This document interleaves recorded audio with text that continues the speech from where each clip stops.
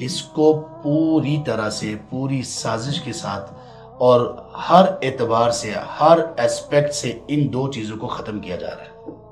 یہ پہلے بھی میں بات کر چکا ہوں، خاص طور پہ ہمارے تعلیمی اداروں میں، ایجوکیشنل انسٹیٹیوٹس میں، کالجز میں، یونیورسٹیز میں، آفیسز میں، کارپوریٹ سیکٹرز میں، بازاروں میں، مارکیٹس میں، دوست احباب میں کیسے ختم کیا جا رہا ہے؟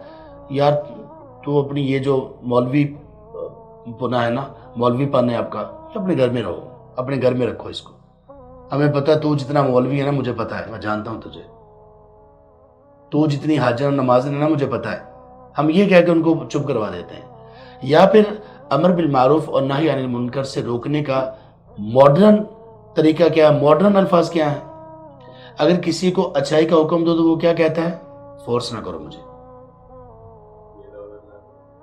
ہاں، پہلی بات یہ ہوگی مجھے فورس نہ کرو۔ اللہ اکبر، یعنی اتنی نادانی ہے۔ اگر کوئی ٹیچر اپنے اسٹوڈنٹ سے کہتا ہے یہ اسائنمنٹ کر لو، آپ یہ اسائنمنٹ کر لو، کیا یہ اس کو فورس کر رہا ہے؟ کوئی اس کو نہیں کہتا کہ یہ فورس کر رہا ہے۔ اگر کوئی بندہ آپ کو یہ کہے کہ بھئی نماز کا وقت ہو چکا ہے، نماز پڑھ لو، بھیا مجھے فورس کر دیتے۔ اور اگر کوئی بندہ، یہ تو ہے نا جب کوئی اچھائی کا حکم دیتا ہے، اگر کوئی برائی سے روکے تو کیا کہا جاتا ہے؟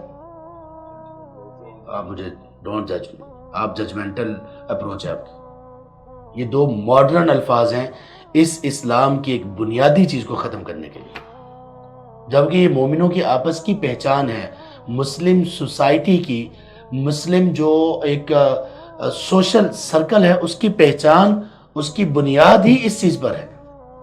اللہ تعالیٰ نے فرمایا سورۃ توبہ میں آیت نمبر 71 میں والمؤمنون والمؤمنات بعضهم اولیاء بعض، مومن جو ہے وہ ایک دوسرے کے مددگار دوست ہیں، اور یأمرون بالمعروف، ان کی پہلی علامت، پہلی ایٹریبیوٹ ان کی یہ بتائی گئی کہ وہ اچھائی کا حکم دیتے ہیں اور برائی سے روکتے ہیں۔ وہ اس کو باقاعدہ طور پر مطلب اس کو ختم کیا جاتا ہے۔